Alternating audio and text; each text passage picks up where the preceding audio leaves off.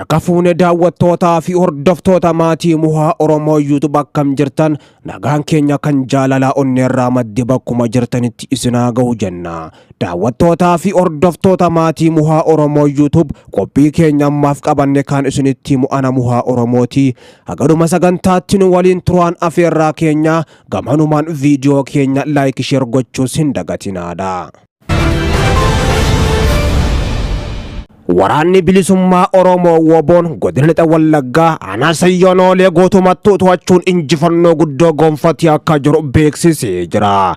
Sadaasa 19 bara 2022 gootichi waraana bilisummaa Oromoo WBO'n tarkaanfii aanota keessa humna mootummaa Abiyyi Ahmad weerartuu jedhuun ari'ee baasuun bulchiinsaanichaa gootutti to'achuudhaaf fudhatu jabeessee itti fufee jiraachuu kan beeksise.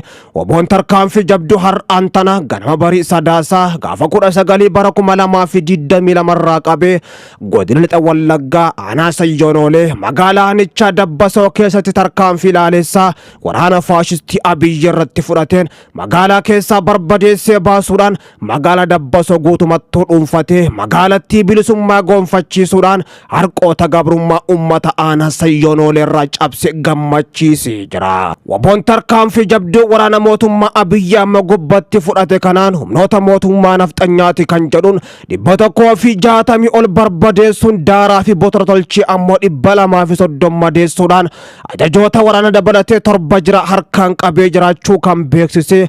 Lola guddaa kanaan ammoo gama meeshaatiin qawwee AKM du'aa irraa argame. WBO'n 100 ol ammoo gonfachuu fi rasaasa AKM 6,000 ol bombii danuudhaa fi uffata waraanaa meeshaalee garaagaraa dugda diinarraa hiikuudhaan dantaa qabsoo bilisummaa Oromootiif galii taasisee jiraachuu WBO'n lixa biiftuudha beeksisee jira. Waraanni bilisummaa Oromoo WBO'n magaalaa Dabbasoo seenutti ammoo kan gammadan ummanni Oromoodha. Magaalicha manasaa jala ammoo naamusaan dhaabbachuudhaan hamilee taafii akka tures himamee jira. WBO'n tarkaanfii yeroo ammaan tanaa fudhachaa jiru kanaan aanota keessa humna diinaa qulqulleessuus akka itti fufu beeksisee jira. Lolli guddaan waraana bilisummaa Oromoo WBO fi humnoota mootummaa gidduutti lixa Oromiyaa bakkoota garaagaraatti gaggeeffamaa kan jiru.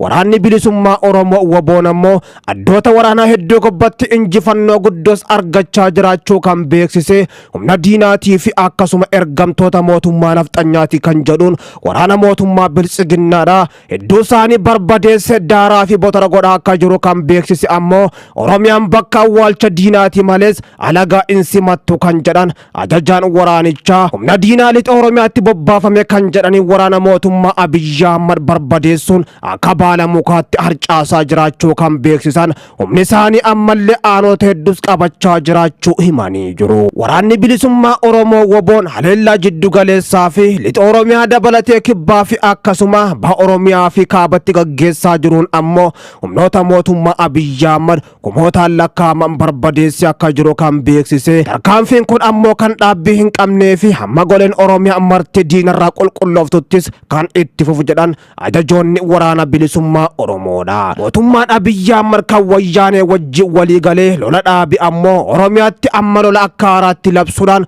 humnoota hedduu Oromiyaatti kan bobbaase. Waraanni bilisummaa Oromoo WBO'nis gama isaatiin humna kana uummata Oromoo irraa qolachuuf qophiidha. Akkasumatti illee tarkaanfii jajjabduu fudhachaatiin jira kan jedhe. Lolli WBO fi humnoota mootummaa Abiyyi Ahmad gidduutti gaggeeffamaa jiru lubbuu kumaatamaa galaafachaa jiraachuun kan himamu. Mootummaan Abiyyi Ahmad ammoo gama isaatiin waraana bilisummaa Oromoo WBO wajjin mari'achuudhaaf ajajni isaanii hin beekamu. Waraanichinis ammoo kaayyoos kan hin qabne jechuudhaan torbee darbe kana keessa kan dubbatan.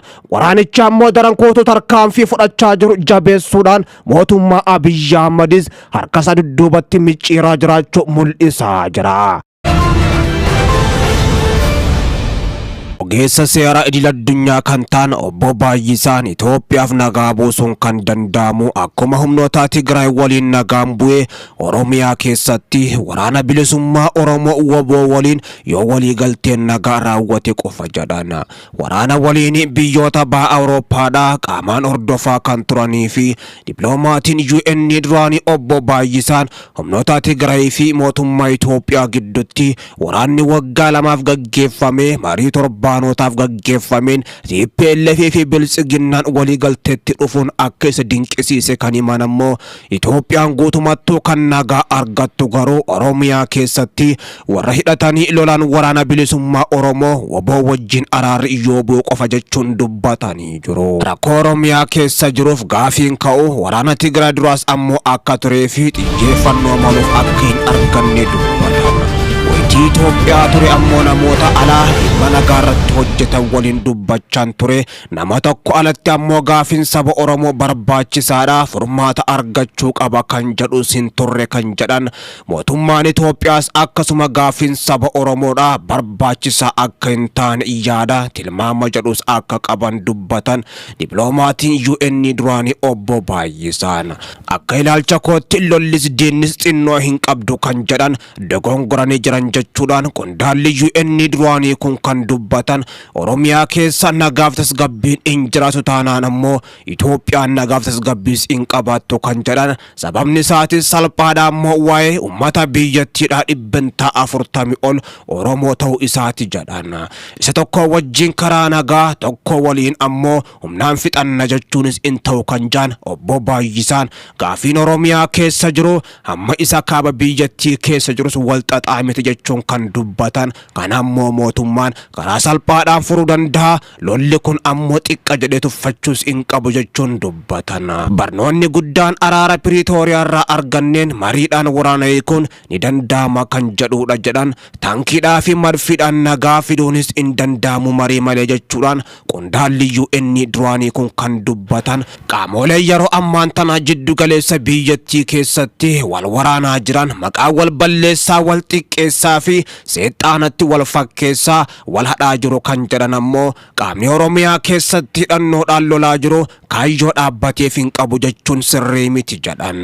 Dubbii muummeen ministeera Abiyyi Ahmad ammoo mana maree bakka bu'oota uummataa gubbatti guyyootaan dura kaasan waboon qaama kaayyoo hin qabnee fi waboon ammoo kan hooggannisaa hin beekamne jedhanii turan qeeqanii jiru. Kaayyoo malee namni mana isaa dhiisee bosonatti galeetis in lolu kan jedhan. Kaayyoon isaan gaafatan kun kaayyoon kun heera biyyaatiin deebii argachuu danda'a jettee teessee dubbachuutu sirra jiraata jechuudhaan qondaalli UN duraanii kun kan dubbatan. Bifa kanaan mootummaan naannoo Oromiyaatis Oromiyaa keessatti karaa nagaatiin hidhattoota waliin dubbachuu akka qabu hojiin hojjechaa jiran jiraachuus himanii jiru. Mootummaan Itoophiyaas kanaaf ammoo fedha qabaachuu dubbiin paarlaamaa muummee Abiyyi Ahmad guyyootaan duraas akka akeeku dubbatan. Abiyyi Ahmad kanaan dura akkuma aangootti dhufaniin qaamoleen hidhannoodhaa fi hidhannoo malee biyya keessaa fi alatti socho'an biyyatti galanii karaa nagaa akka socho'an afeeru ordofee walii galteen aabaa waliidhaan godhame ammatti dubbii ijoos miti jechuudhaan obbo Baay'isaan kan dubbatan. Inni ammaan tanaa barbaachisaa miti, amma waraanni biyya keessatti deemaa jira,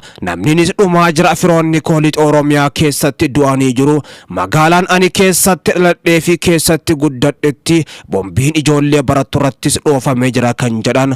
Mootummaan ammoo warra gocha akkanaa raawwatus seeratti dhiyeessaa hin jiru jechuudhaan dubbatanii jiru. Haalli amma jiru ummata nagaa gaaga'aa waan jiruuf marii dhumaatu furmaata fida jedhu. Kuni ammoo amma yoo ta'u baate waggaa 2 fi 3 yookaan 5 booda marii dhumaan ammoo dubbiin kun dhuma kan jedhan. Rakkoo keessoo biyyaa keessa jiruuf ammoo biyya walabaa tokko keessaa qaamni sadaffaa galee araarsuun dhibees hin qabu kan jedhan ammoo obbo Baay'isaan. Kun kan waraanni bilisummaa Oromoo waboon gaafachaa jiru qaamni alaa yookaan walabaatis jidduu galuu ni danda'a jedhanii jiru. Gara caaluun ammoo garuu qaama afaan walii beekuutu kan keessa walii beekuutu walitti dhufee marii rakkoo furuu qaba jechuudhaan dhimma hirmaannaa qaama sadaffaa irrattis kan dubbatan. Araarri waraana bilisummaa Oromootii fi humnoota mootummaa Abiyyi Ahmad gidduuttis barbaachisaa akka ta'e namni kun dubbatanii jiru.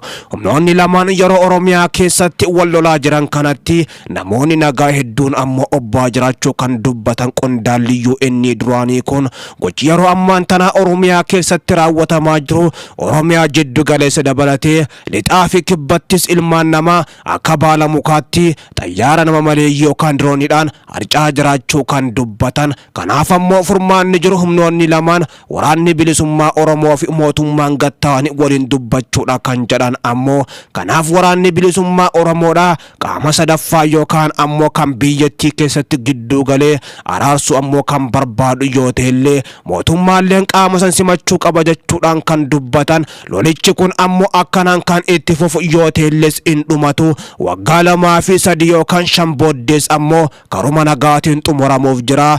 Lubbuu namoota nagaa hedduus lafarraa humnoonni kunneen balleessuu hin qaban jechuudhaan qondaalli UN duraanii kun kan dubbatan. Oromiyaa bakka maratti sababii lola kanaatiif jireenyis qaalee lubbuun namaatis guyya guyyaan badaa jirti. Namoonni kumoota dhibbaan lakkaa'amanis qe'ee isaanii gallakkisanii baqachaa jiru jechuudhaan qondaalli UN duraanii kun obbo Baayyisaan dubbatanii jiru.